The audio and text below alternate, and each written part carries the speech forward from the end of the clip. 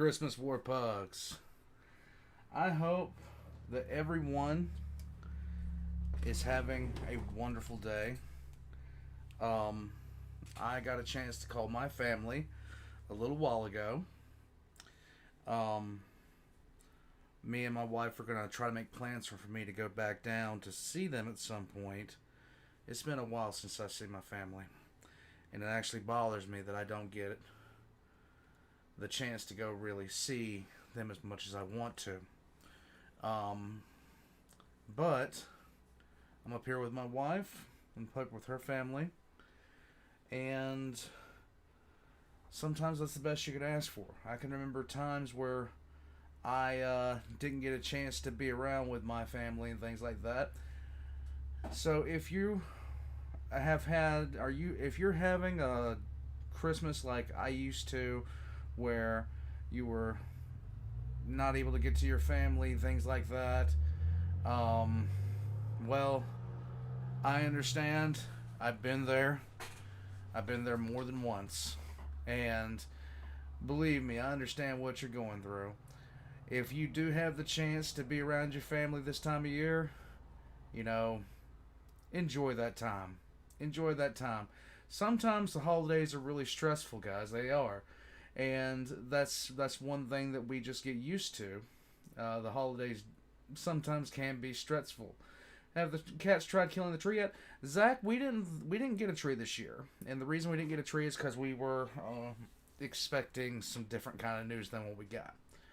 But yeah, if you have the chance to be around your family this year, and it is stressful, and I understand that being around family can be stressful, just know that you're never going to remember the times that it was stressful way down the line. Oh yeah, Sean, sometimes it is like that, definitely. I know that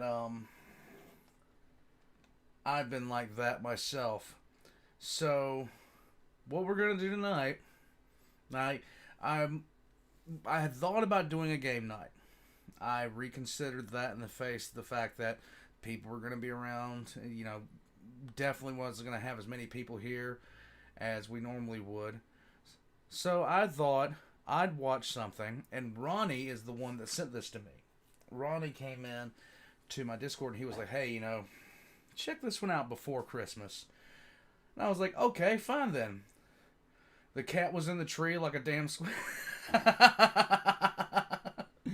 Yeah, that makes sense. That works. Well, tonight we're going to be watching something that is a Christmas story, but not the kind of Christmas story that we know and love. This one is about the greatest con in early aviation, Dr. Christmas. This is done by Tex Talks History. And, yeah. Pope, you spent Christmas Eve hanging shells for your dad. Dude, I remember, what was it, this Christmas last year. If you guys want to see what was happening to me on Christmas, go take a look at the recording right after Christmas.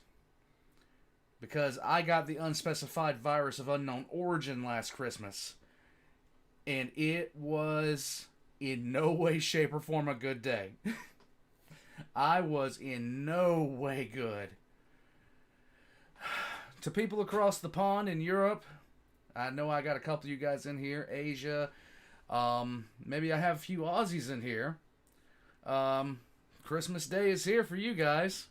Merry Christmas. Merry Christmas Eve to all my people that are currently in the States, because we're the last ones to go, I think.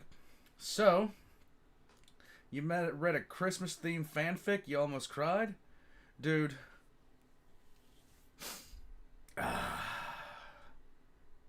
Let's just get into this. Guys, thank you for joining me. Thank you for spending some time with me. We're going to get into this. Tex Talks History, the greatest con in aviation. Let's go.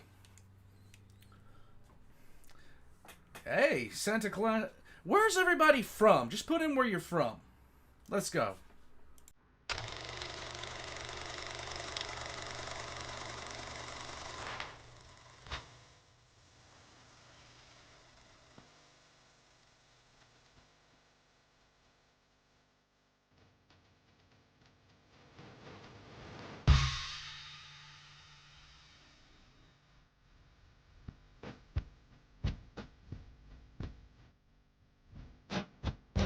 Arkansas,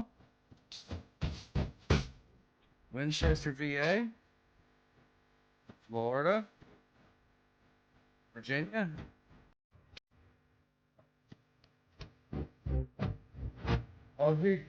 Colorado. Nice.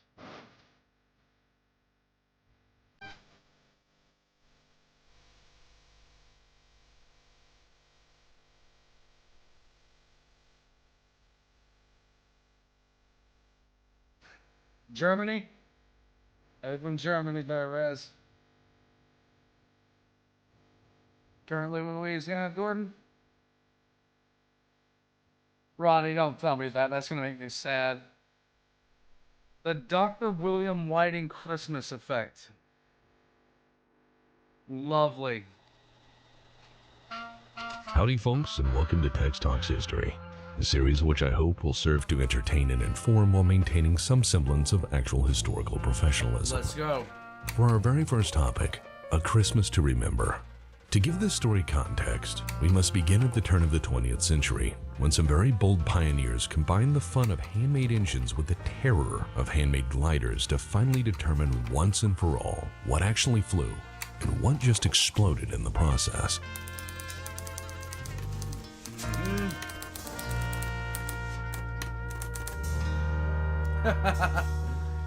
Yeah. Oh my god. That's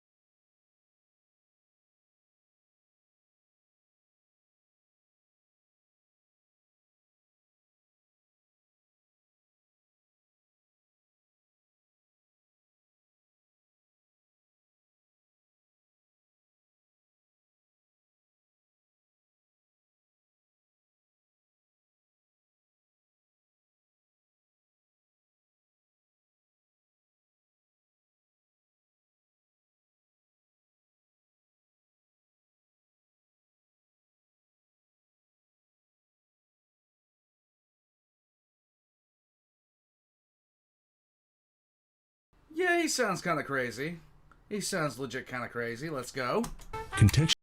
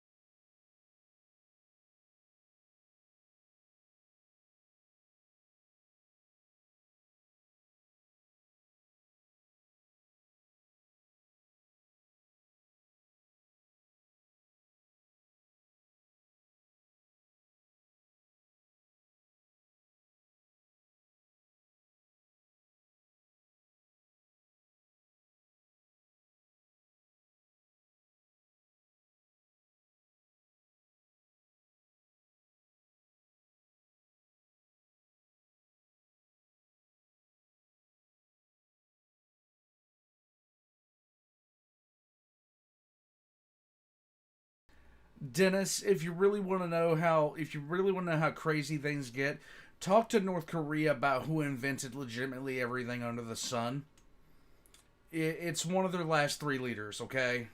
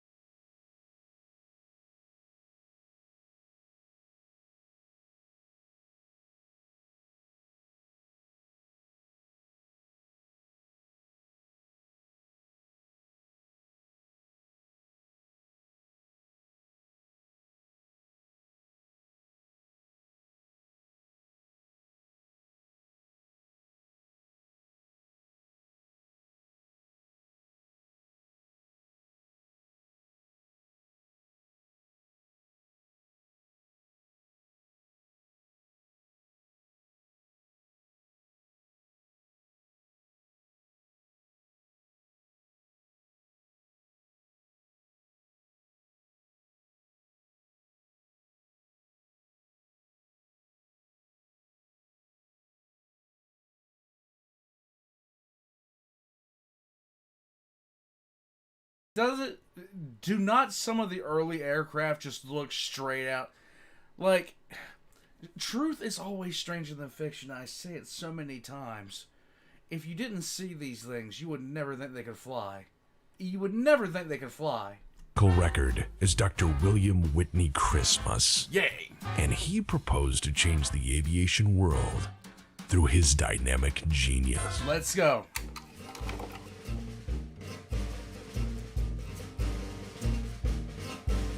While many historians, aviation experts, eyewitnesses, correspondents, and primary sources are swift to judge Dr. William Whitney Christmas in no particular order as a liar, conman, cheat, shyster, pretender, rogue, defrauder, quack, scammer, chiseler, rascal, imposter, crook, charlatan, or wholesale crazy person, I'd rather start with the honest facts. Well, that's one way to introduce a character. Before we proceed to the wholesale, and I assure you, exhaustively researched character assassination, let us begin the Odyssey of Dr. Christmas by stating for the historical record that William Whitney Christmas was in fact a very real doctor, as in, he had proceeded down a course of education, instruction, and certifications deliberately in succession in order to become a qualified doctor of medicine. Up to this point in his life, it is a normal progression of events in sequence to produce a reasonable outcome. Yes, this is called foreshadowing. Hooray. Thank you, Joe Rogan. I am not saying what that says. You couldn't help yourself being a smartass. Happy Sanguinala, my guy. Happy Sanguinala. Merry Christmas, Joe. I know you're in Australia right now, and I hope it's not too hot, my guy.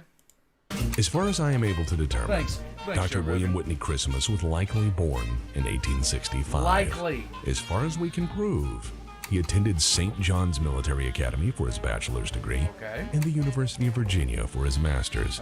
He then graduated from George Washington University in 1905 as a legitimate doctor of medicine. So for the record, everything that follows began as a garden variety medical doctor early in his professional years, which I'm sure helped him design aircraft. But let's not laugh too soon. For those of you finding this idea completely ridiculous, I did ask you to keep something in mind earlier. We have established that aviation is a business from humble beginnings. True. The Wright brothers, prior to their success, made and fixed bicycles. Hiram Maxim was an insane serial hobbyist who occasionally got things near perfect. Boeing had been a lumber tycoon. Glenn Curtis liked motorcycles. All of these people had been something else before they found great success in the early years of aviation. I mean, take a look at our own people in this day and age that kind of pioneered the internet age. I mean, Bill Gates was a college dropout. Bezos started Amazon in his garage. I mean, damn. So why not a medical doctor? The answer to that question takes us to June of 1914, when the empires of Europe decided to go gloves off for the Intercontinental Heavyweight title of titles. In other words, somebody decided the Habsburgs needed to be one down, shot him, quite by accident. The story of how Franz Ferdinand got shot is once again one of those truth is stranger than fiction kind of things, okay? Because the dude that was initially going to assassinate him lost him, then went to a bar to get drunk, came back up, walked outside of the bar, and there he was, and he shot him. They'd call it the Great War until we had another one that eclipsed the first.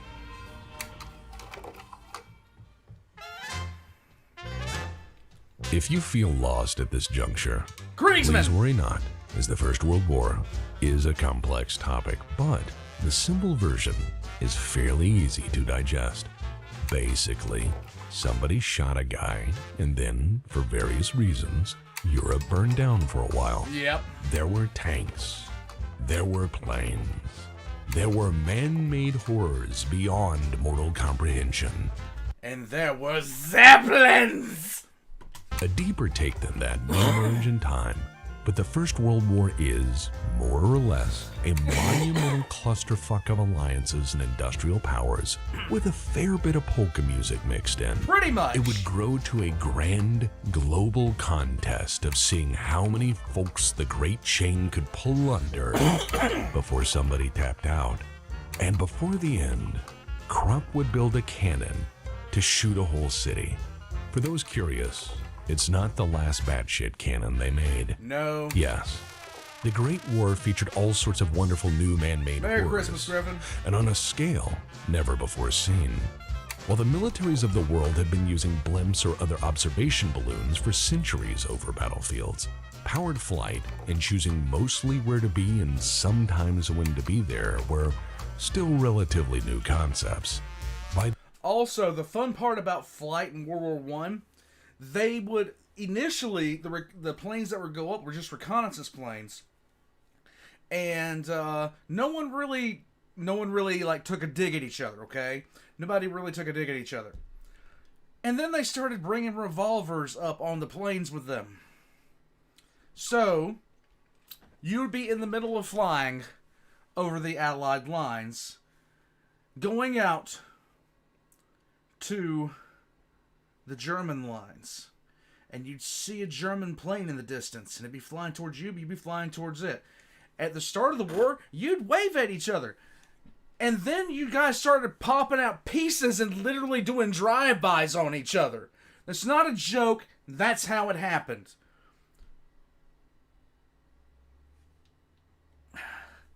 World War I was weird, dude. By the time the Great War started, powered heavier-than-air flight was just 11 years old as a proven concept.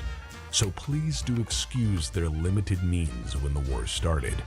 Because despite much early skepticism, powered flight quickly proved rather useful. And thus, we arrive at the age of the observation aircraft. Early aircraft like the Ettrich Rumpler Taube had been in Austro-Hungarian service, German Imperial service, and even Royal Naval Air Service prior to the war. As a scout and observation aircraft, the Taube was unarmed and with a maximum range of 87 miles, a top speed of 62 miles per hour, and a maximum ceiling above 6,000 feet for the exceptionally brave. The Taube was fairly basic, but it actually worked. Most aircraft back then were rarely, if ever, reliable even when new, and thus, early decent aircraft actually stand out on reliability alone. And it should be noted that at first, observation aircraft were typically unarmed until one day, somebody started throwing shit at other planes instead of keeping their hands to themselves for the duration of the ride. Pilots being pilots, this escalated. Yes. And before long, every aviator was bringing whole toolboxes filled with nasty stuff. Yeah, I forgot. First they started throwing screwdrivers at each other, and then they started throwing lead. World War I was weird, man. Then actual guns, then shotguns, then machine guns stolen from the infantry, then purpose-built machine guns for planes, and then the Fokker Scourge happened. Oh, yeah. Specifically because of this Fokker, which That was Fokker. designed by Anthony Fokker. He That was considered Fokker. a very marginal student until he saw a Wright brothers demonstration in France during the fall of 1908. Now, his great contribution to the world of aviation was the interrupter. History is funny like that. He would turn out to be one of Yes. the greatest designers of the era, if not all time. When first making military aircraft, he realized the key problem of aiming, then firing a machine gun through a spinning propeller to hit targets. Sometimes bullets might possibly hit that propeller, and that was probably pretty bad for the engine, and perhaps the pilot, because Yes. Adams is correct. The French tried to shoot through the propeller first, and then when they started literally cutting their own propellers off, they were like, let's just make the propellers thicker. That'll fix the problem.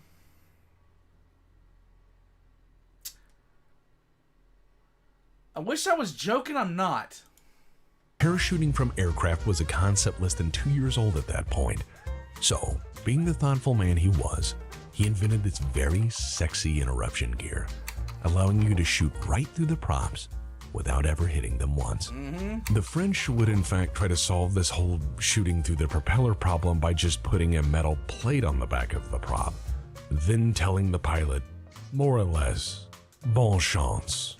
As it turns out, ricochets are pretty bad. Yes. And shooting at a spinning propeller with a machine gun is something an 8-year-old would know is very dangerous. This Right. unequal development of war material reminded generals that the air was a new front to fight in, contest, and possibly lose. Okay, Dennis.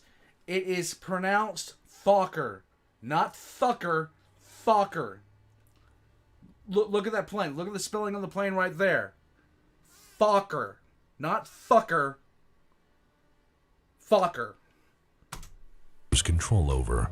Terrified at the thought of losing superiority over the air itself, aviation R&D was for the Oh my first God, time Ronnie. fully fueled by the war chests of global empires. And so, aircraft rapidly evolved, In a few short years, the powered civilian glider used for unarmed observation became a war machine, purpose-built to destroy other war machines. It soon became a contest of speed, skill, guts, glory, and mayhem. And as such, pilots of this era would become known through their daring actions, through media depiction, stories from the front and newsprint as Knights of the Sky, and thus were elevated instantly to the status of mythical heroes. And such mythical persons as the Red Baron were actually fairly tame when compared with the wildness of other squadrons of the era and their own rosters of unlikely aces. For instance, when your squadron's mascot is an actual wild animal, let alone two of them, it is a glorious age of aviation, one that belongs to the boldest and, perhaps, favoring those who had mastered the ability to act in spite of fear. Christmas, bud. Despite many early aviators having to teach themselves how to fly and then how to fight with unproven, if not brand new technology, these publicized and then celebrated successes began to dominate the news cycle of the time. The public was excited about this plane business. Oh, I love the old bombs. They would literally just have somebody in the back of the plane dropping these big-ass pieces of crap off the side of them. And just, like, how much of a disaster. And the bold folks who flew them frequently to destruction. And if you made military aircraft, it was potentially a very lucrative time. What were originally garage businesses could, if successful, land contracts for not handfuls of planes as they had just years earlier, but hundreds, if not thousands at a time. For context, let's examine a few aircraft of this era and their relative historical and cultural importance. It is important to note that prior to the war, many of these aircraft were the product of wild imagination. Aircraft were handmade by the dozen at most. That too would soon change. The SPAD 13, as designed by Louis Bechereau, would end up in all 74 French fighter squadrons by the end of the war. Powered by a Hispano-Suiza V8 and with two very good Vickers guns, or the marginal Marlin 1917s if you wanted, which you did not, the SPAD 13 in any stripe was pretty much what you wanted in a great warfighter. Yeah. Which is why they built 8,472 of them by the end of the war, and why their list of operators is truly massive for a World War I aircraft. The United States would buy 893 of them, with deliveries beginning 1918, and as such, the SPAD 13... Ronnie, I am not even betting I'm not even going to assume that didn't happen. serves as an excellent example of an early large aircraft defense export, and thus establishes the real value of military aircraft as a viable, exportable defense product. To be fair though, the SPAD 13 wasn't just numerous, it was actually good. And as pilots figured that out, the SPAD would grab headlines and thus forge legends out of their daring deeds. That's not to diminish the deeds of the pilots themselves either, as it's not the... Look at this guy. He just smoked a full pack of cigarettes, drank a full bottle of wine. Now he's hanging on that propeller for balance, and he still looks like a Giga Chad, okay? crate but the man in it. The SPAD, however, made their daring adventures survivable and thus repeatable. American pilot Edward Vernon Rickenbacker would go on to be the ace of aces for the American Expeditionary Forces in World War I. From Columbus, Ohio, he took to the skies above Europe and scored 26 air-to-air kills during his brief time at war, Damn. of which 20 were in his SPAD 13. A Medal of Honor recipient, Rickenbacker later became the president of Eastern Airlines, bought and ran the Indianapolis Speedway for a time, and retired to Ohio after serving again in the Second World War. His entire career can trace his trajectory back to awkwardly firing up a SPAD for the first time over France and hoping he'd make it home. René Fonck was another spectacular case of SPAD enthusiast turned hero, with 75 air-to-air victories confirmed. He would claim 142, and most historians these days give him around 100. Made an officer of the Legion of Honor, a commander of the Legion of Honor, and raised to the dignity of Grand Officer of the French Republic, René proved that the SPAD was pretty much all you needed to keep Kaiser Bill in check by flying the 7, the 12, and then the SPAD 13 over the course of the war. Renee was also pretty crazy, as one of the test pilots Figures. for a special SPAD armed with a breech-loaded 37mm cannon firing through the propeller hub, because there's no kill like overkill. No shit. Also, Zeppelins were a thing, mind you. Briefly, that is. I feel Renee is a near-perfect example of what the public considered a heroic SPAD pilot and a knight of the sky. But when asked about how he liked to fly, his comment was, Quand je partais seul ainsi, je pouvais m'aventurer plus à mon aise, car je ne craignais pas de mettre en mauvaise posture des camarades moins expérimentés que moi. C'est alors que je me payais les petits coups d'audace qui m'amusaient. Dès 1915, j'ai voulu poser une mitrailleuse sur mon G3. Celle du bimoteur que j'eus ensuite était fixe, et quand What? j'utilise mon SPAD, je place mes balles au but comme avec la main. these long and storied Hey, D112, what's up, bud? careers began with a SPAD. For most Allied aviators, it was the first plane they had which was reliable and actually decent enough to take to war and win. For most of the Okay, Adams, you're asking this about World War One, okay? You're asking this about World War One. So, with that being said, this is legitimately the same group of people that did the same damn thing over and over and over and over again, expecting different results, okay? England and France and Germany, quite simply put, faced off against each other and ran at machine guns for years, expecting different results every time. Damn. I mean, don't ask why they put a cannon in the nose. I mean, there's no point to asking why they put a cannon in the nose. The only thing you got to ask is, why did it take them so long to put a cannon in the nose? 'Cause damn.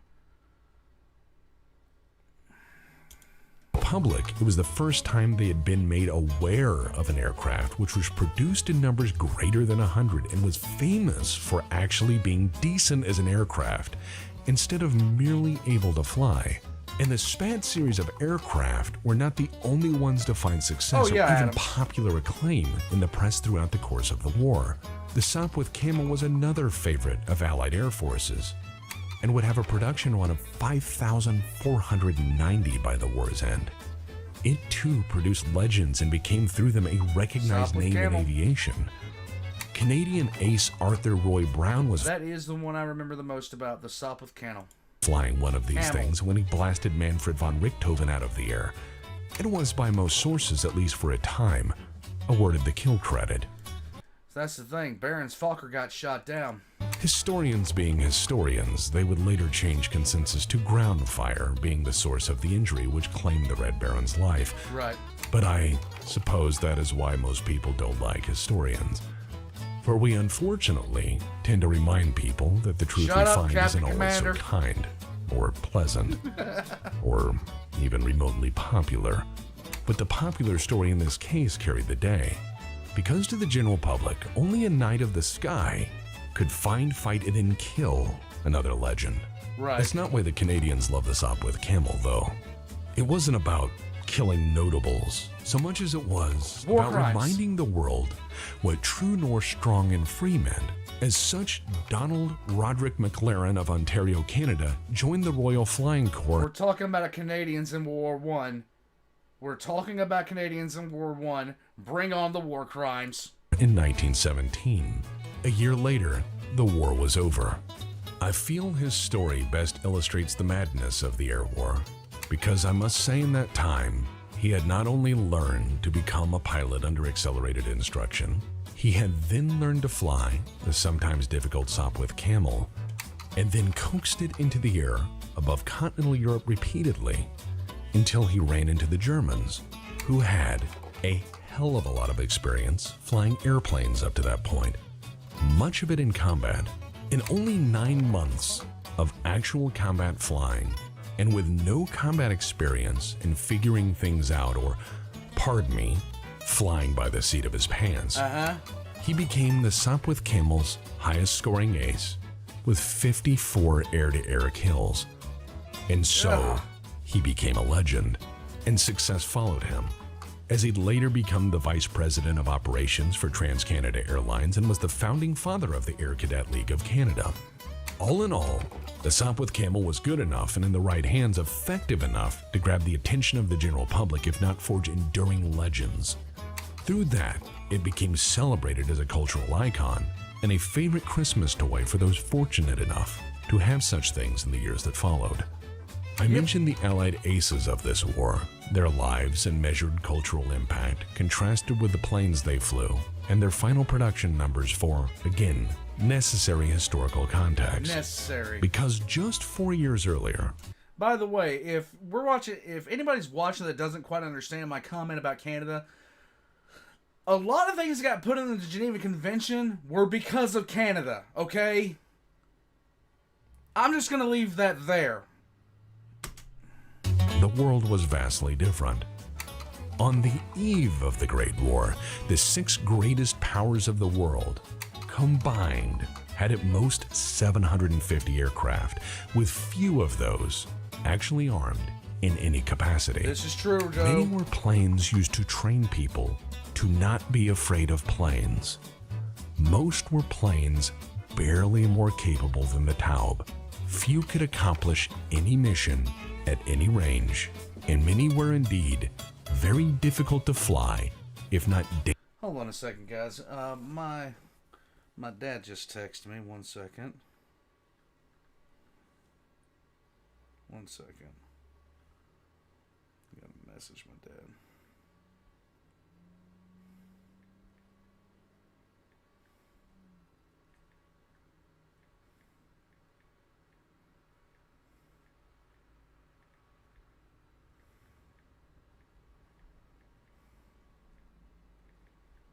One second, sorry guys.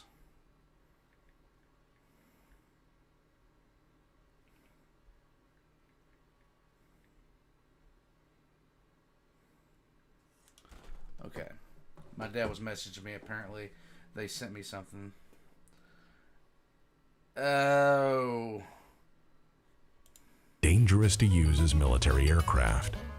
4 years later, the world had changed.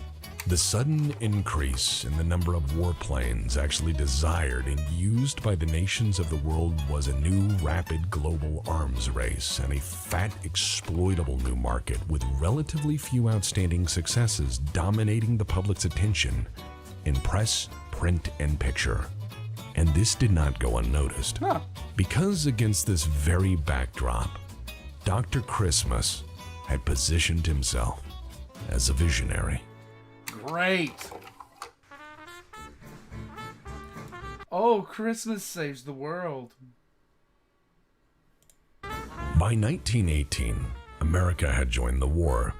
Brigadier General John T. Thompson of Newport, Kentucky would be trying to figure out his trench broom around now. And in between serving as Director of Arsenals and winning the Distinguished Service Medal for his contributions, he would be a fairly busy guy. That same year, Dr. Christmas decided that he too would do his patriotic duty and directly contribute to the war effort. But to tell that story, we first have to figure out how exactly Dr. Christmas became an aviation pioneer. And that is where this story gets truly very interesting. While we can reliably say that he graduated medical school in 1905, his actions in the years immediately thereafter are substantially more difficult to follow in any meaningful detail. Wait a minute, what was that last part again? People started dying? But it is during this time that Dr. Christmas developed a sudden and deep interest in aeronautical matters, which he would carry without any loss of enthusiasm whatsoever till the end of his days. In terms of his place as an aircraft pioneer, the strange saga of Dr. Christmas starts in roughly 1909. For that year, in Washington, D.C. Don't get me started on Taft. Taft was a fat bastard who got stuck in his own bathtub. The leg's been right back there, Sean. It's back there. he founded the Christmas Aeroplane Company.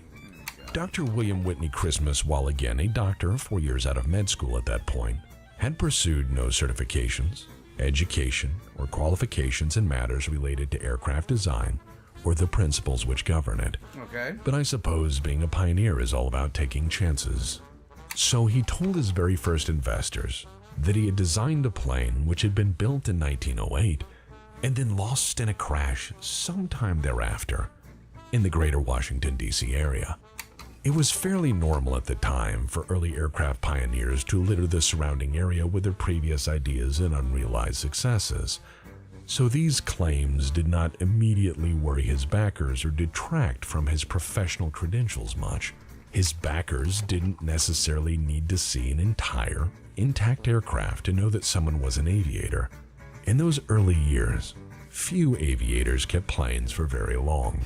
So when Dr. Christmas was asked about his design, as he lacked the actual plane, he stated that the design as well had completely perished, but not on accident.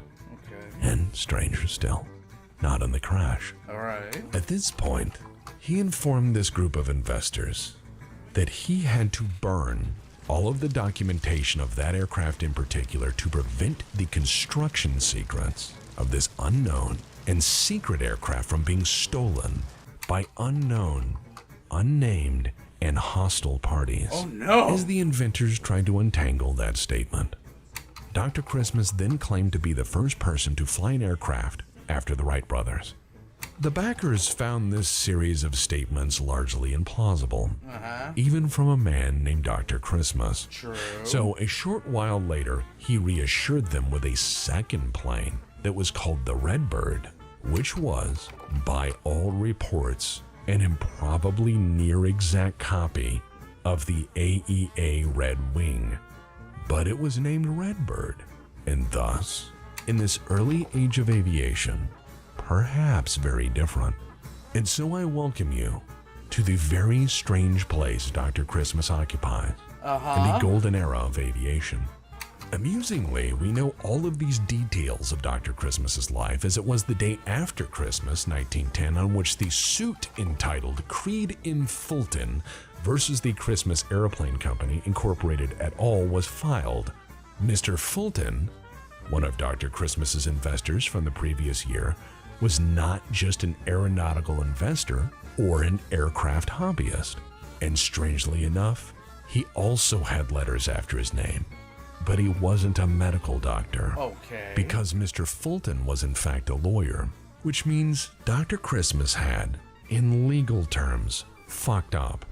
And through this suit, we have a window into the early machinations of Dr. Christmas. Okay, let's As go. put before the Chicanery Court of Virginia, the suit suggested that Dr. Christmas was pretty much a crook who sold empty promises to unwise investors using a variety of aircraft-shaped, if not aircraft-themed props, and failing that, empty promises. Okay. And that much is verifiably true, as Dr. Christmas's presence at the Harvard-Boston Great Aero Meet in Massachusetts on August 19th of 1910 is well documented. Okay. That day, Dr. W.P. Christmas entered his, quote, Christmas biplane design, of which no documentation of it flying has ever been proven. Over the years, various partners allege Christmas would do precisely this, which is to tow his static display planes to air shows, and then never actually demonstrate or successfully sell a single one while simultaneously claiming to grossly surpass or greatly exceed the requirements of whatever trophy was on offer.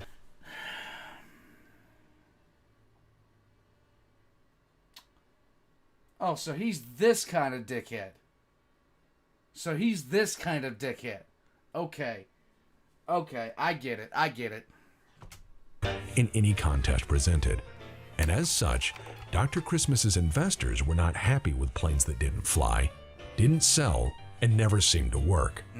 By 1912, without endeavoring to address its obvious shortcomings as a company, and with the threat of imminent legal issues, It was obvious that change would soon be necessary to save this bold, if unproven, Yes, startup. Captain, that's what So he was. Dr. Christmas then started the Durham Christmas Airplane Sales and Exhibition Company, Okay. which exhibited aircraft that nobody ever saw fly because they were towed to shows or existed in the mad imagination of Dr. Christmas. Okay. It was not uncommon on the east coast of the United States in the early teens for Dr. Christmas to just show up at an air show, claiming he'd invented planes built around principles which no one but God and he understood.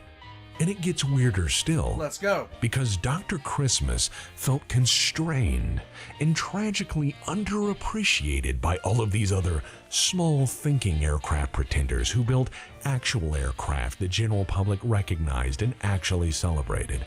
So naturally, as a bold pioneer and absolute genius in all matters aeronautical, he felt that he had to share his wisdom with a wider audience. Oh, yay! Which, amazingly, we have a sample of. Dr. Christmas wrote in the New York Times on 5th December 1915 that his warplanes would be the largest, heavier-than-air aircrafts ever built, powered by 1,600 horsepower motors, capable of carrying bombs and ammunition while having a 6-man crew. He described his planes as unstoppable and stated that the European allies had already ordered 11 of his superb, quote, battle cruisers, end quote.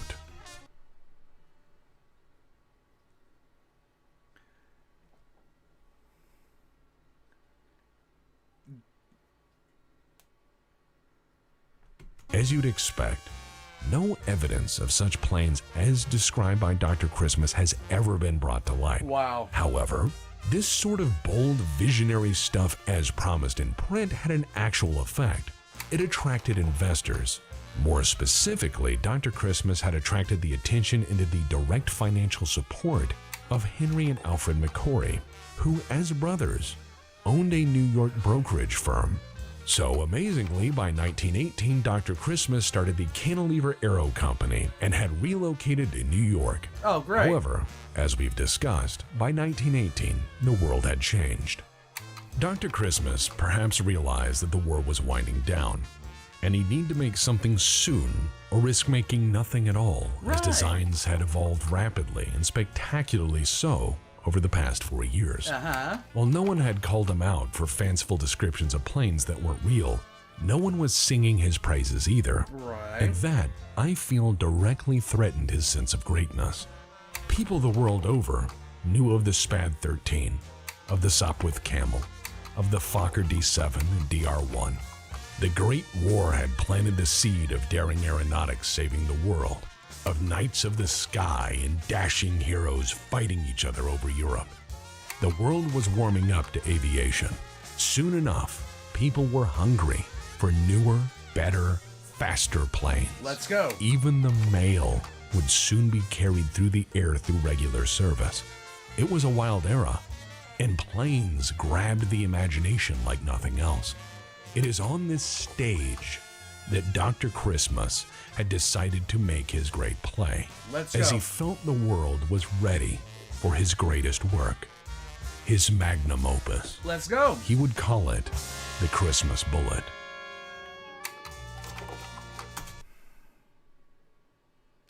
I have such a feeling this is going to be terrible. Hold on a second. My folks are messaging me from home.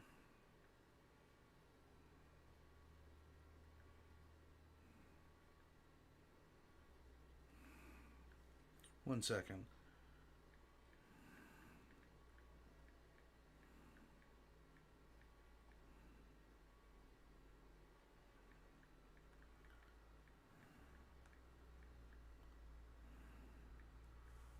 All right, there we go. Yep. Hey, Sean. Okay, Sean, you have a nice night, bud. This is the part of the story where Dr. Christmas starts to truly earn the unfortunate title of con man. Oh. As instead of Starts? I think he's already there. Trying to impress his friends, as most bullshitters dabbling in business do, he instead visited the Continental Aircraft Corporation of Long Island, New York, which was an actual aircraft company, and begin to tell them a story. His pitch went like this. Dr. Christmas wasn't just designing a plane, he was designing the best plane in the world, or probably something very much like it. To sell this point, Dr. Christmas then claimed with multiple eyewitnesses that the aircraft he was designing would be the key element in a plot to kidnap Kaiser Wilhelm II of Germany, who was, at that time, somewhat running parts of the German Empire. The parts at that point currently trying to shell Paris again, at least. So, for the record, a crazy person born when the Civil War was winding down had stumbled into the offices of the Continental Aircraft Corporation, which was a real aircraft company manufacturing actual aircraft which flew more often than not, and had told them he was designing an emperor-snatching superplane to end the war and usher in a great new peace. Naturally, the management team and corporate directors at Continental Aircraft thought a moment, considered the outcomes, weighed their options, and then they agreed to help. Somehow, the mesmerizing charisma of Dr. Christmas had convinced the senior management of the Continental Aircraft Corporation to the point that they agreed to immediately devote significant resources to the project. And his mesmerizing Dr. Christmas effect doesn't stop there. What else? His good cheer and demeanor won him many friends from all walks of life. However, his favorite friends were mostly the wealthy and the powerful. Right. And nearly exclusively those with assets or resources he could and would exhaustively use. Somehow, this isn't as strange or as far-fetched as people would believe. Somehow. Because there's somebody out there just like this right now. I've heard about 6 stories that sound exactly like this. Promises, like extravagant promises that they can't deliver on. But to say you're going to land in Kaiser Wilhelm's front yard and snatch him, what was everybody smoking? You're right, Silo. Dr. Christmas approached New York Senator James Wolcott Wadsworth and in short time got him to back this war-ending and incredibly bold proposal. The senator agreed, probably because the plane would be built in New York. Also, crazy inventions were a dime a dozen in this time, so I somewhat understand him not paying the fullness of his attention on the matter. That and Dr. Christmas... Aerial torpedo...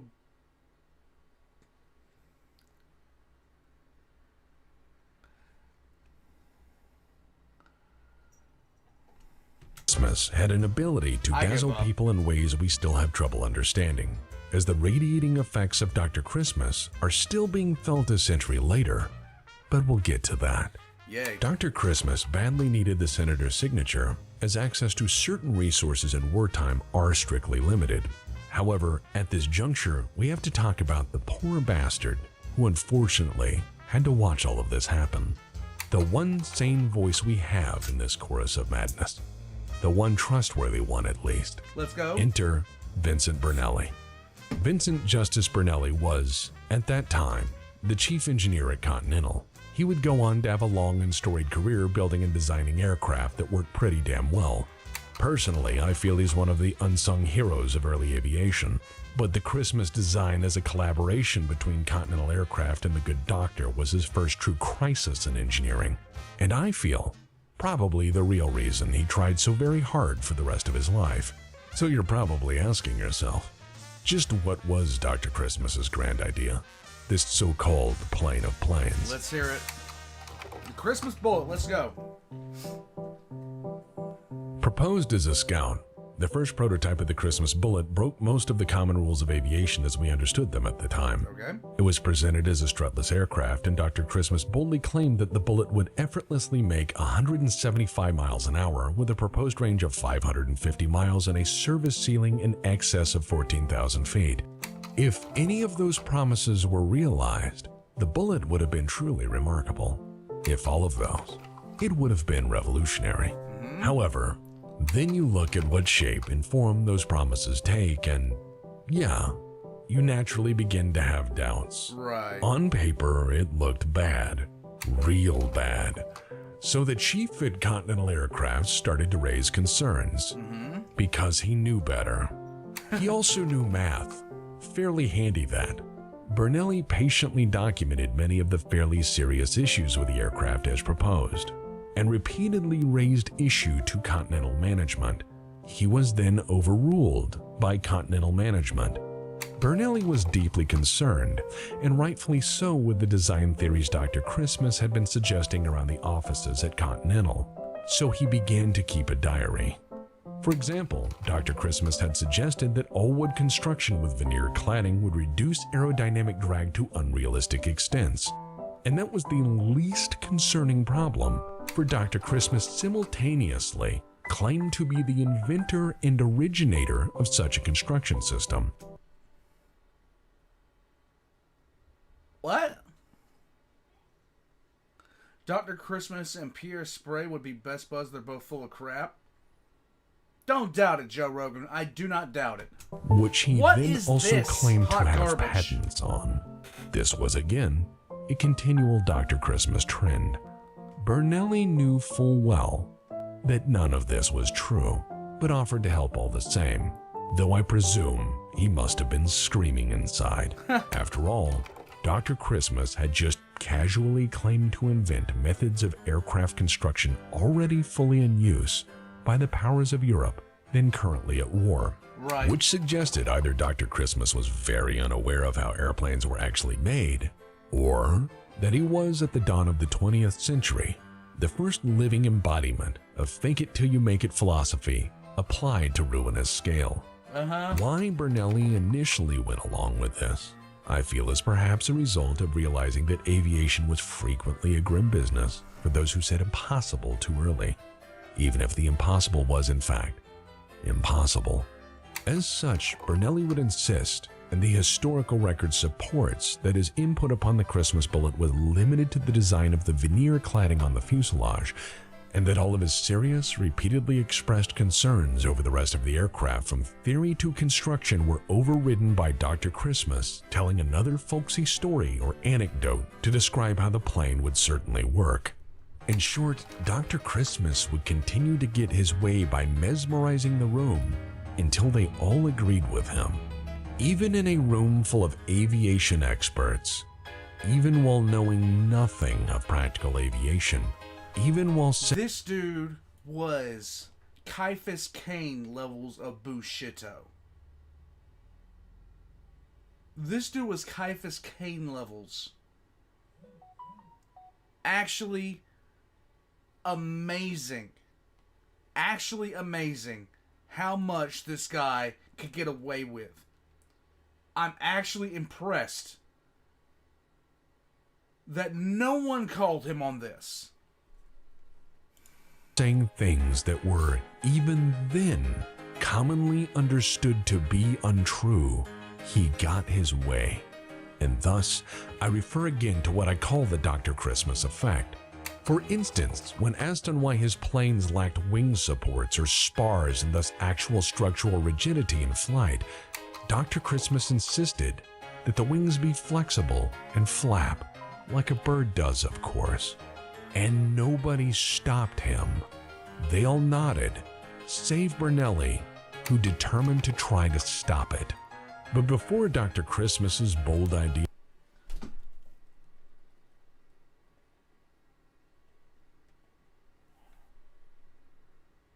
What? Are you kidding me? And nobody stopped him. Nobody stopped him. Oh my God.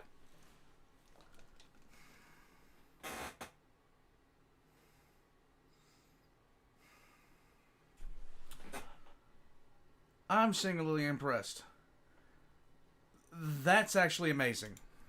ideas could actually be tested, there was the engine problem, as in the bullet didn't have one yet. Wait, what? Wartime production had strictly reduced the availability of war material like high-output engines. The engine needed for the Christmas bullet was a Liberty 6, which looked like this. For early pursuit aircraft, Liberty 6 was damn near ideal. They were so ideal that their availability was practically impossible, as they were a controlled war material item slated for use in actual aircraft fighting an actual war. True. But Dr. Christmas had friends in high places, so the Army was forced to give Dr. Christmas and CAC one Liberty 6 power plant for ground tests only. A ground test means that the plane should not leave the ground, and that the engine should not leave the ground or be used in a plane that does at any point. These were the conditions of the engine being loaned to CAC for the application in the Christmas bullet, as the government was a fair bit skeptical of the flappy airplane and its unproven. I can't believe this. I just can't believe. How did he get away with this? This is blowing my mind. This is absolutely blowing my mind. This is actually making my head hurt. He sat in a room full of people that design airplanes and have been trying these exact things, and for some reason nobody was like,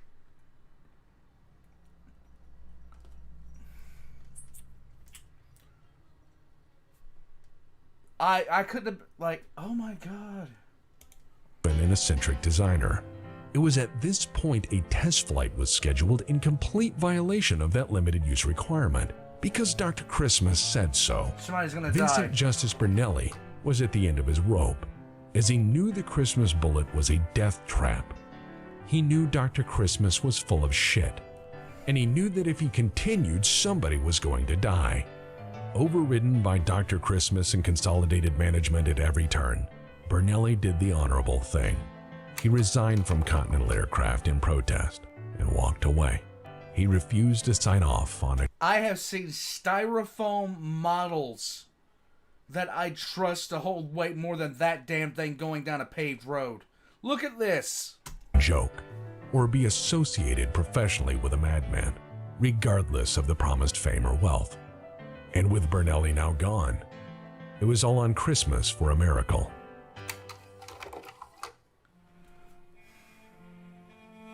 I must say that finding a willing person to get into an untested, unproven design, let alone an obvious death trap of an aircraft, was a lot easier back in the teens. Life expectancy was far lower for a variety of reasons.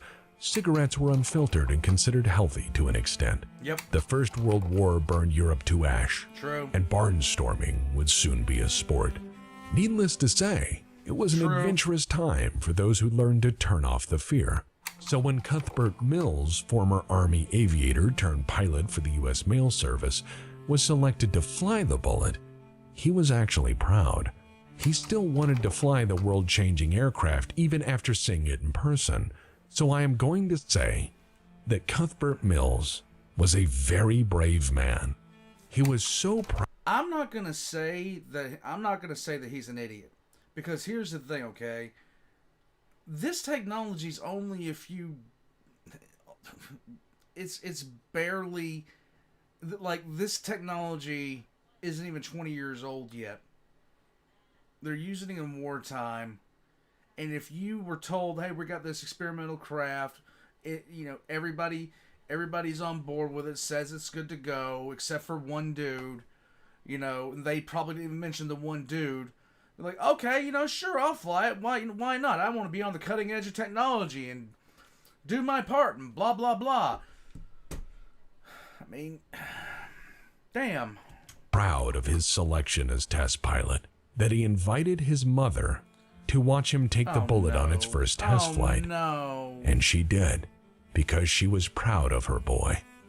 As records indicate, the Christmas bullet's maiden flight was January 1919. And a few hundred feet into the air, the wings peeled right off the aircraft. As such, test pilot Cuthbert Mills bought the farm that day. And to Dr. Christmas's credit, he would indeed be famous, but not for anything he actually did. To celebrate this obviously massive success, Dr. Christmas placed an ad in Flying Magazine claiming that the Christmas bullet had achieved 197-mile-an-hour top speed demonstrated at Central Park in Long Island. which I suppose it technically achieved, but only briefly, and in the direction Before it hit the ground. of down. The destruction of the Army engine was never revealed to the government, and its loss was never investigated. Mill's death was suppressed through the efforts of Dr. Christmas.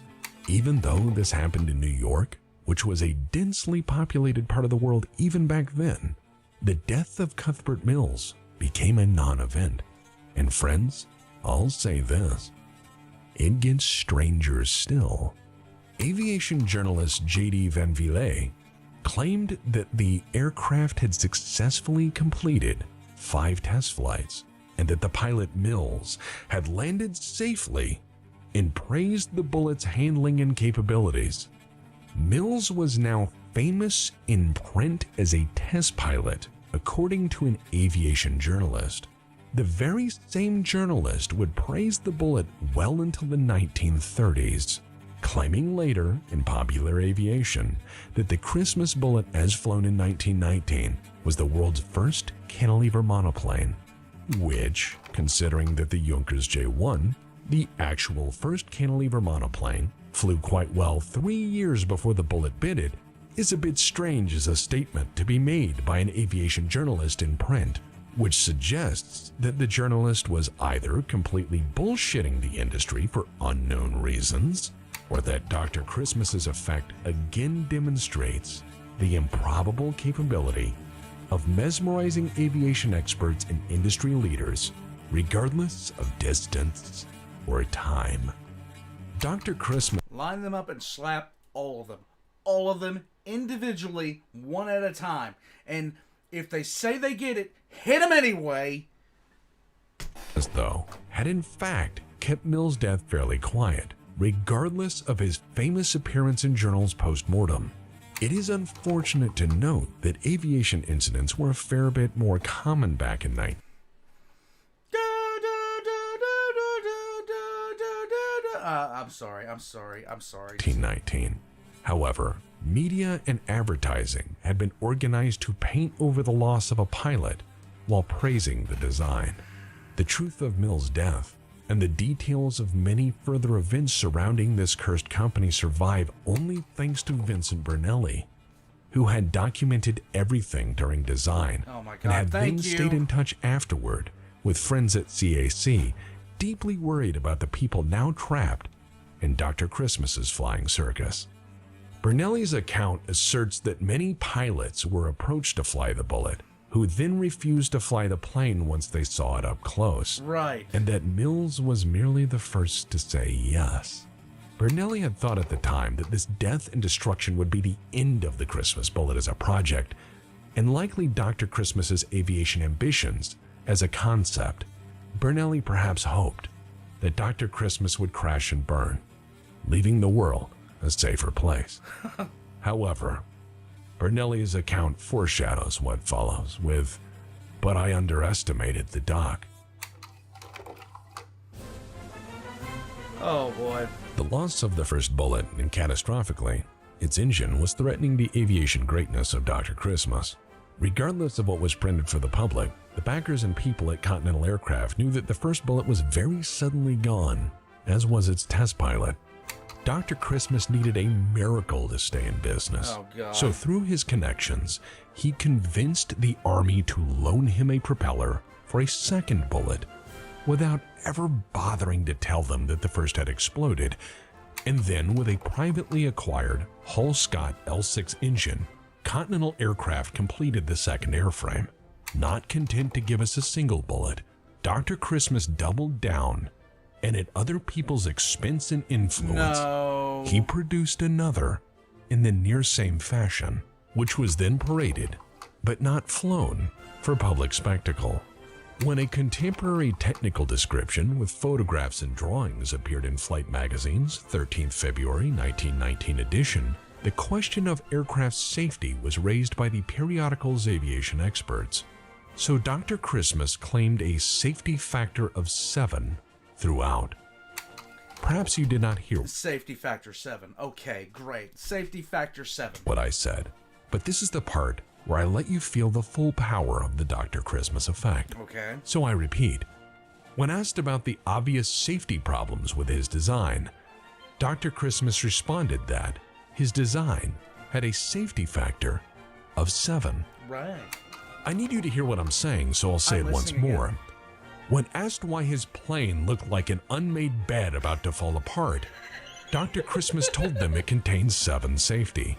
7 safety, for those of you who don't know, is a number right about here on the scale of imaginary and whimsical bullshit.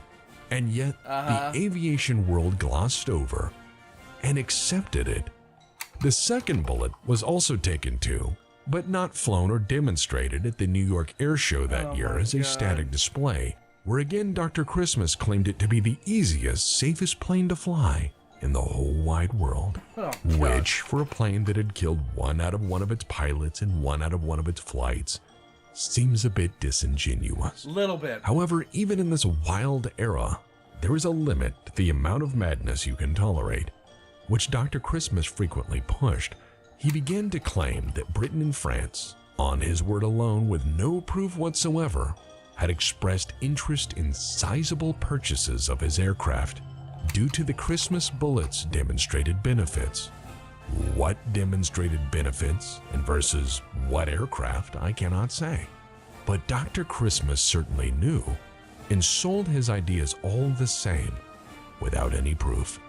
But these are not even the boldest claims of this era of Dr. Christmas's life.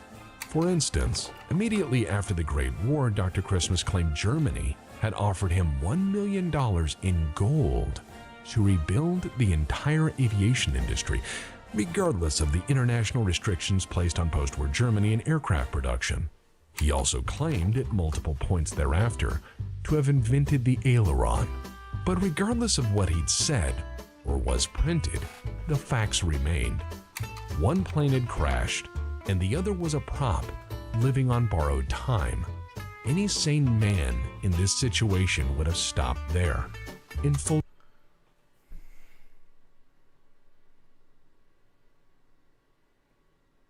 There's no way he continued to get away with this. There's no way. Perhaps, just like the wings of the Christmas bullet. But Dr. Christmas was not one to back down from destiny, even if that destiny was entirely self-appointed. And so, in defiance of good reason, on 27th April 1919, in Nassau County, New York, the second bullet took to the air. At the controls was decorated World War I pilot, an American volunteer, Ellington Joyce Jolly, who'd flown for the French prior to America's entry into the war. He'd been decorated by the French government and earned the rank of captain in the French Air Force during the conflict.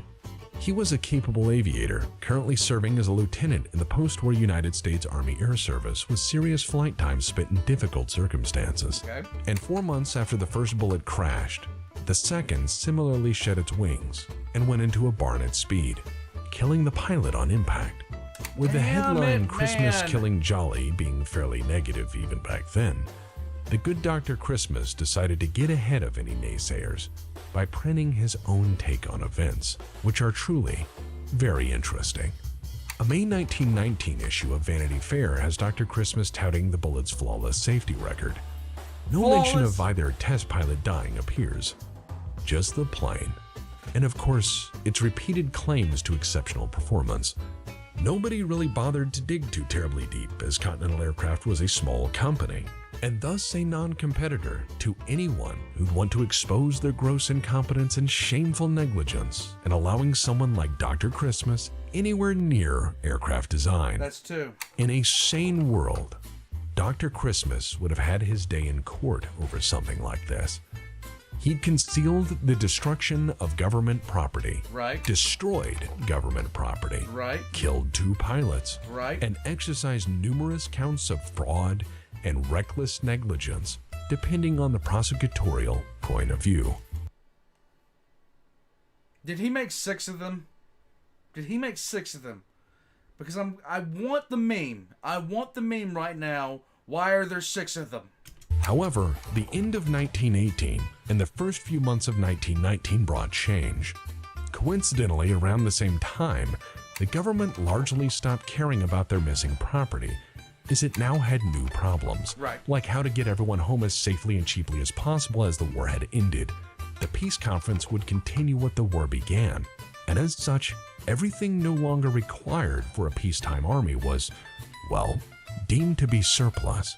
As the issuing of the Liberty 6 engine came so close to the end of the conflict, its uninvestigated disappearance is likely a result of being lost in the chaos of Allied forces now rotating home, if not the rapid stand-down of government procurement services post-war. I will say at this juncture, any sane man would have kept quiet about this sort of thing. But this was Dr. William Whitney Christmas, and so the good doctor went to the House Select Committee on Expenditures of the War Department. But why tell you about it when I can show you? Oh, God, because, thankfully, we have the entire transcript. I'm not a drinking man, but damn. I mean, at this point, I think I'm going to take... I'd have to take a shot every single time this motherfucker did something that I found incredible, okay? I'd have to take a shot if I was still a drinking man. Thank God I'm not a drinking man. I would get blasted. You kidding me?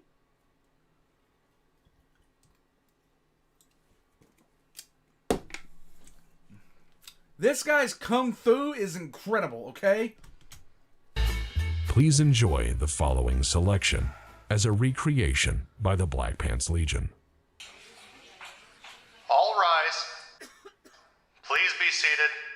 This is a House Subcommittee number 1 on Aviation for Select Committee on Expenditures in the War Department, August 5th in the year of our Lord, 1919. Honorable Walter W. McGee presiding, New York, 35th District. First testimony is William Whiting, Christmas. Note, the government transcript gives his name as Dr. William Whiting Christmas, not Whitney, as other records match. Given his activities up to this point, I understand if his middle name is inaccurate or a fabrication. He is sworn in by Congressman McGee, and then the show begins. So, Dr. Christmas, where do you reside? I am residing at the present time in New York City. And how long have you resided there? Well, about 3 years. May I ask your present age? 52. Where did you reside prior to that time? In Washington City. How long did you reside there? About 30 years. And where prior to that? In North Carolina. Right, and is that your native state? Yes, sir. All right, so where were you educated? I was educated in the public schools of Washington and at the University of Virginia and George Washington University. You graduated from the University of Virginia? Yes. Oh, all right, excellent. In what class? In the class of 1885, I think. So what is your present occupation in the city of New York? I am the president of the Cantilever Aero Company. And is that a corporation? Yes, sir, that is a corporation. When was it created? When? Yes, when was it organized? About a year ago. Hey, My Ray. profession Wait, is that of a what? scientist, pure and simple. Yes, he is something of a scientist. Yes, he says that to the committee. Merry Christmas, Yes, Ray. it's on the record. Okay. And painfully, it's the last semi-accurate thing he says in this entire testimony. Let's go. Oh, yes, sir. Now, there have been a great many instances of accidents, especially training accidents to our boys in learning to fly, as well as in flying. What do you attribute these accidents to? Well, that is a very important question, and it involves quite a considerable explanation. If I had a blackboard, I could make yourself and the committee thoroughly appreciate these explanations. In the first place, we know that the design itself is so faulty that the machine, in sustaining itself in the air, is poised on a point, which is called the center Now, are of you effort. describing any particular machine? I am describing the machine which the government has had in universal use, and it is only of How one type. do you designate that machine? That is what is called a parallel truss machine, where whether it is the de Havilland 4, the de Havilland 9, the Curtis JN4, the Oriole, or the Bluebird. Every one is precisely alike, except that it is painted differently. The principle is precisely the same, and the photographs would clearly show that. Okay. When asked about his own capabilities, Dr. Christmas truly shines. The nature has had a very great advanced start of us in the development of flying apparatus, and we can attribute it to nothing but ignorance if man attempts to go aside from bird flight in airplane designing. Because, gentlemen of the committee, it simply cannot be done. I have been through it, and it has caused me to spend a great deal of time, and has cost me a great deal of money, and I think I understand the situation. Does your company produce a bombing plane? We are the only company in the world that can produce any kind of plane, whether it is strutless plane, or flexible wing plane, or any type of plane whatsoever. Other companies must confine themselves on account of patents, which I hold, to this parallel truss type of machine. And What? does your company produce a pursuit plane? We have produced a plane which is easily 60 miles an hour faster than any other machine in the world, but owing to the You prejudice... have produced such a plane? Yes, sir. A pursuit plane? Yes, sir. That is what is called a pursuit, or fighting, or scout plane. Now, the testimony here shows that there was not a pursuit plane or a fighting plane produced in this country and sent overseas during the World War.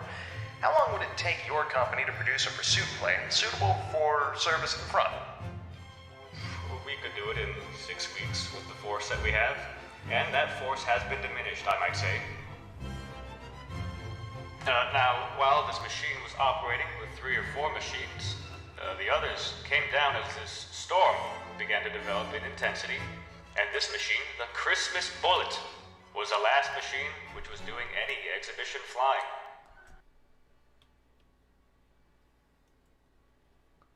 All other planes aren't planes to him.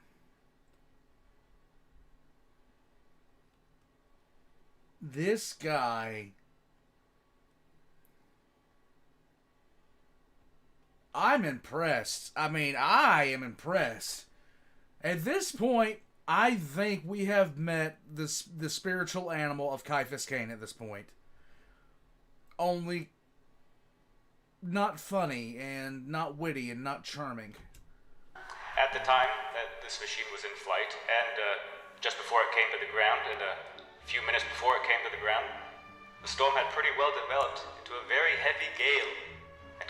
Colonel Harpin and the other officers, in looking at the plane, remarked at its extraordinary steadiness, while these other machines were being roughly handled by the wind. This is known as the Christmas Bullet. Is that what the flying machine you produced is called? Or is that only one type of the machine? That is the only type that we have got. What other types of flying machine does your company produce? Of course, these machines are named by their makers' different names, but the principle involved in all my machines is precisely the same. That is to say, as close mechanical simulation of true bird flight as it is possible to give it. And you call this the Christmas Bullet? Yes, sir. Have you any other designated names of machine produced at your plant? Yes, sir. We have machines called the Streak, and the Hawk, and the Eagle. We have these under design and in production. Have you the... Under design and in production. Pick one. Pick one. And only one. negatives of these pictures of machines taken in the air? These negatives were taken by the government, and when we asked for copies of You're talking to the government, you ass clown. What these the? photographs, we were refused permission to get them. By the government? Dr. Christmas produced... Is this guy legit?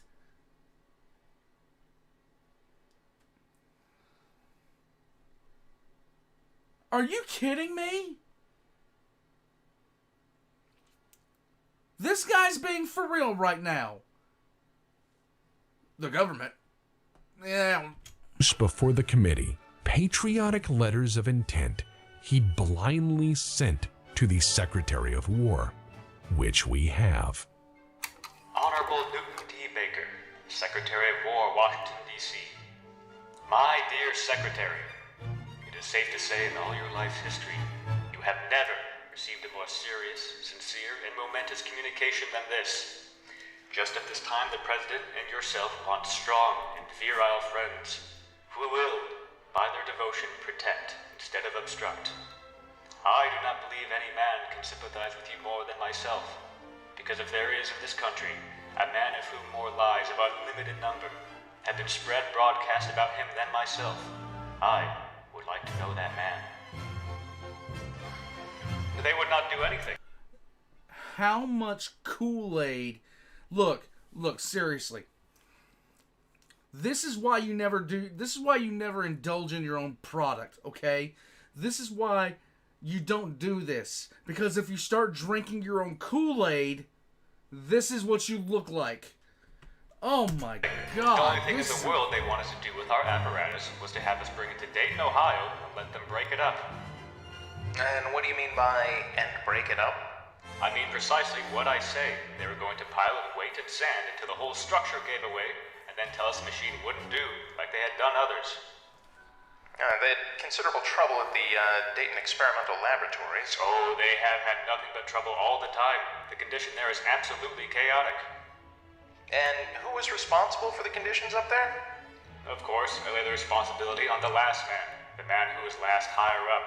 I think the responsibility should be laid upon Secretary Baker's shoulders entirely. What because was the trouble at Dayton? Do you know? The trouble at Dayton, as we found it, was this. This guy is There not was a certain far. type of machine that they were going to use regardless of the blood they spilled in France or in this country. And they intended to use it regardless of any kind of advancement anywhere else, whether mechanical or physical. And what kind of machine was it? The parallel truss machine, which was exhibited by Thomas Moores, Dayton Wright, and the Curtis Company. How many different types of machines have you actually made? Well, there are only two types that you can make, the pusher and the tractor type. You either have got to put the screw in the front or behind. As regards This guy.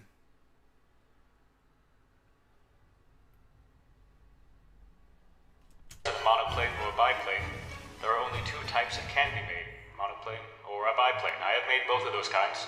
I had reference to difference in size as well as in design. I think they wanted to know to what stage you had progressed. I made machines all the way from 86 feet across the wings down to 24 feet. And how many machines have you completed, including the machine ready for operation? Since we have been manufacturing, you mean? Yes. On Long Island? I mean your total finished product.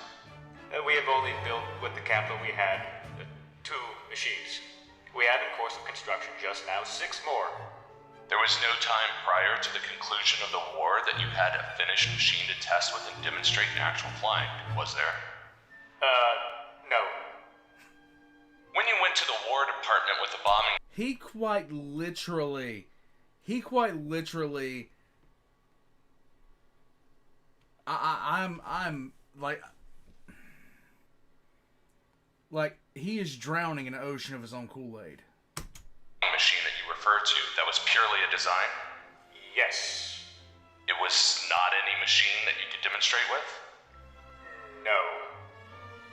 Is it not your idea that perhaps it was more difficult for you to get a hearing from the fact that so many designers and inventors were pressing their claims upon the department?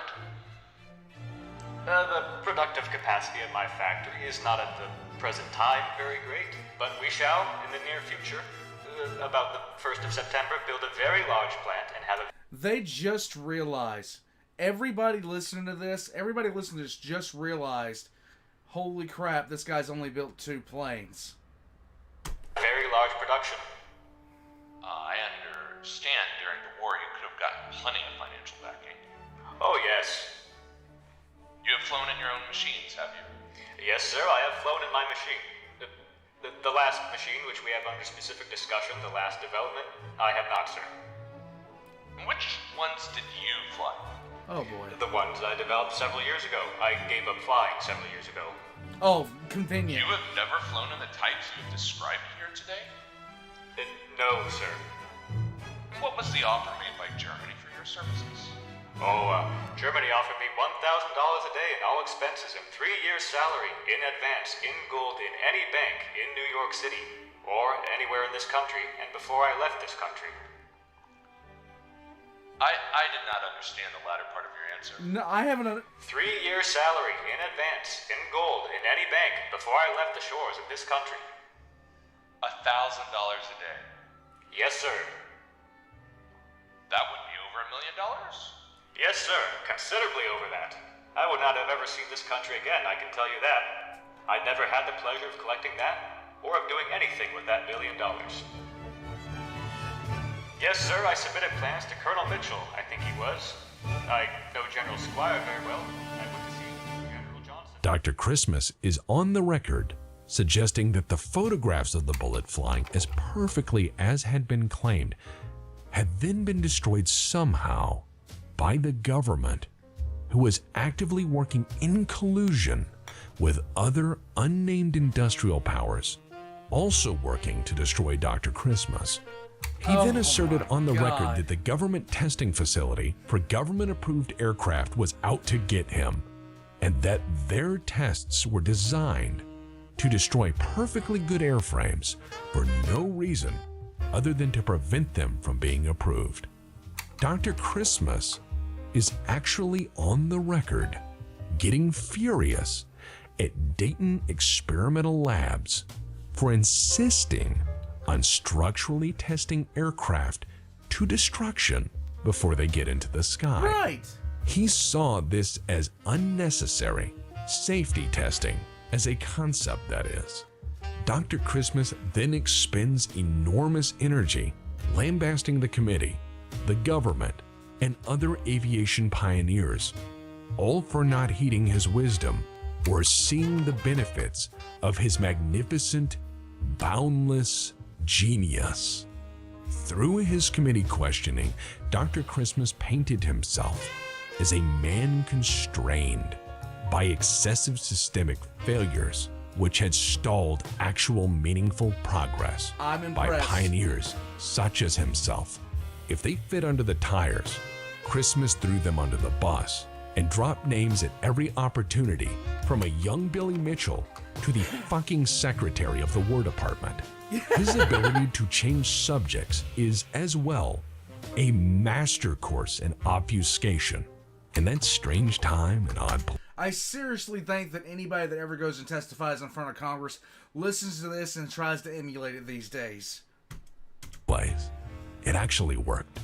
By 1923, Dr. Christmas decided he'd had enough fun and folded his serious aircraft concerns after one last act, which was to build the United States Army for $100,000 for the use of his patented wing design. Wow.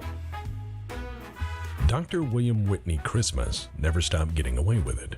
When his companies failed to deliver any promised product, technology, or measurable engineering achievement, Dr. Christmas would cross state lines, start fresh companies with new backers, and once again, flush with cash, he would continue his charade despite never once meaningfully contributing toward the industry he claimed so ardently to serve.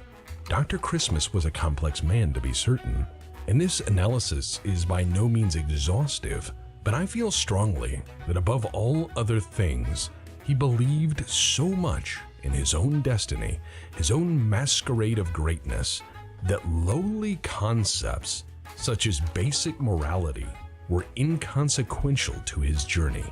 Anything that furthered his goals to include killing human beings was acceptable grist for his mill to grind, even if the product in the end was in no way useful or even capable of fulfilling basic requirements.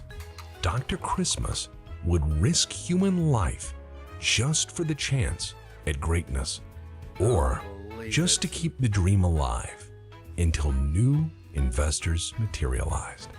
All of his madness may have been forgiven had he made a significant achievement, Right. or any achievement at all. That, however, would have required actual talent. Right. And Dr. Christmas's best talents were in talking, not doing, And thus, Dr. William Whitney Christmas serves as a lasting warning to the rest of us. To understand the scope of Dr. Christmas's effect on his perception throughout history, even this long after his measurable relevance has passed, please consider that no one save Bernelli really challenged the man about anything. It is because of Bernelli we know much of this story, as he kept detailed notes and talked with everyone caught up in this mad affair. Bernelli's admission of understanding Dr. Christmas proved prophetic, as Dr. Christmas would never stop spinning stories of his remarkable genius, regardless of any inconvenient truths. No, Magnus was coherent. But at no point did Dr. Christmas ever lose major credibility in the public eye, aviation press, or the esteem of his peers while he was alive, regardless of what he said or did. The following highlights of his post-bullet career, I feel adequately proves that Dr. Christmas never stopped being, well, Dr. William Whitney Christmas. For instance, years later, he attempted to resell what he could mostly remember of Bernelli's own wing designs, though terribly copied and poorly understood in principle, through attempted patent abuse. Yes, he made models. No, they did not fly. Of course. Oh, and friends, let me tell you, his genius is not constrained to aircraft, as he considered himself truly a boundless visionary, and at one point fit to inform policymaking. He stated for the record to Congress that there should be a number of immediate changes to the aviation industry, to include a stipend for intrepid investors who made titanic contributions to the world of aviation, such as himself. He was very much like that. In 1935, he would offer his suggestions to the airport of tomorrow, which we have a model of here. It was an underground airport design featuring a central spiral. Yes, he thought the airport of the future should have planes all flying toward the center of a giant hubcap and then landing at any angle they wanted, then taxi underground, where planes are naturally happiest. Yes, it is in fact an underground airport in the worst possible shape, encouraging frequent head-on air traffic as a standard model of efficient operation. He promised this very concept of airport to arrive in the not-too-distant future. Please no. They printed this, and nobody said anything. He was, of course, a pioneer and allowed to do these things. After dabbling with airport renaissance, he became employed with the General Development Corporation, a Miami real estate company, which he later became the vice president of. As late as his 85th birthday, stories manifest in publication of Dr. Christmas suggesting his being in talks with government leaders over the design and construction of enormous aerial battleships. Because, I suppose, at that point, why not? He'd faked it so hard, he'd made it. In the end, Dr. Christmas lived a long and prosperous life, dying at the age of 94 in the spring of 1960. What the hell? I feel Dr. Christmas is contrasted best by the man who kept the receipts from working with him. The unsilent witness was largely the only reason we know anything about the true scope and scale of this catastrophe. Engineer Vincent Justice Bernelli, grounded in actual reality and possessing actual demonstrated talent, Bernelli spent the rest of his life trying to forget the bullet, Dr. Christmas, and the once promising job at Consolidated Aircraft. He left CAC for a job in Wisconsin, where he built the world's very first airliner, the Lawson L-4. As a successful pioneer of lifting bodies and flying wings as early as the 1920s, Bernelli was an actual innovator who patiently applied his craft, content to always find room to improve upon the skills he had developed. By the end of his life, he was theorizing space planes. Yes, Bernelli basically invented aerodyne dropships. in the 1960s. Yeah, he was that good. And I feel his career is a result of feeling compelled to never again let the adventures of a moron threaten to destroy what could be a prosperous and promising benefit for all mankind. So in the end, do remember, the cost of a happy Christmas is perhaps not all it's cracked up to be.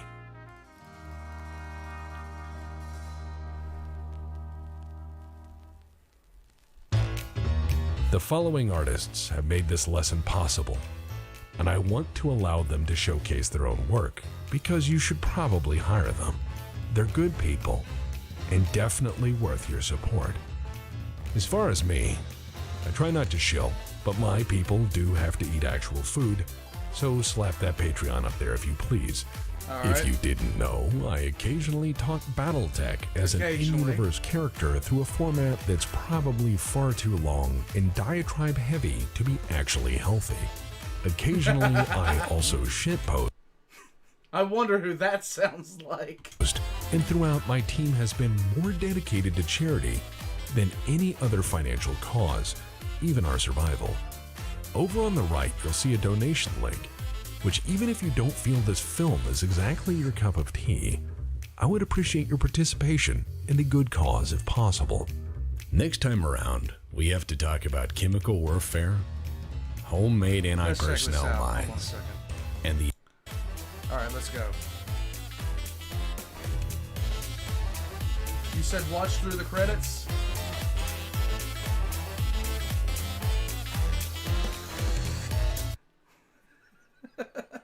Alright. Alright.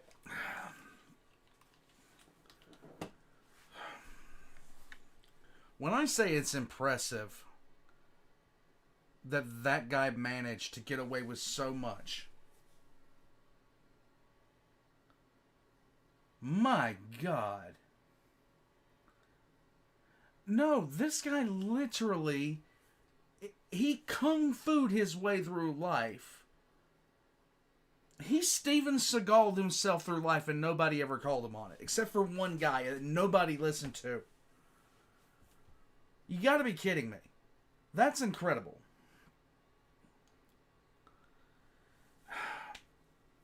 He said his thing would flap. His wings would flap. And he went to that congressional hearing and nobody threw a brick at him. He got people killed. He wasted everyone's time and money. I'm impressed. I'm impressed. Okay?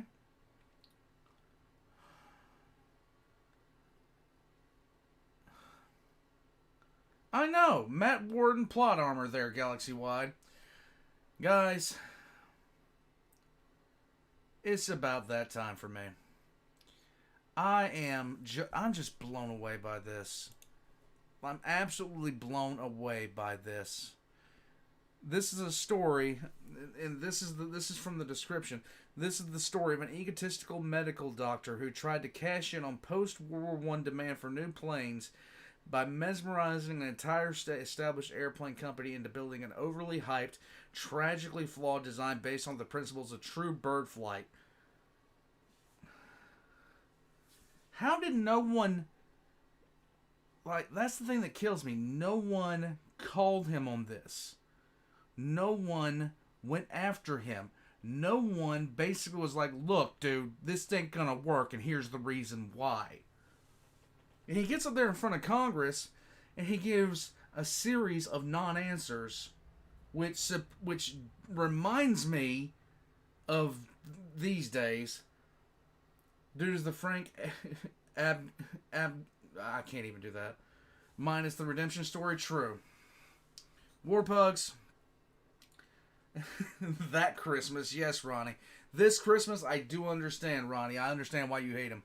Warpugs, I hope you have a good Christmas. If you're already on Christmas Day, well, Merry Christmas. I hope everything's great. If you're like me and you're getting ready for things to turn over, you're here in the States or down in South America, Mexico, Canada, well, I hope you have a great night. And I hope you have a great Christmas day. I hope everyone... I know it's not going to be... Sometimes it's not relaxing. It is what it is. But I hope it's something that you remember fondly, okay? Warpugs, thank you for spending some time with me tonight. And I hope you all have a great night. And I'll catch you next time. Leave a comment. If you haven't subscribed, of course subscribe. I'll see you guys next time. Just, that guy is how you bend the barrel of a Bradley.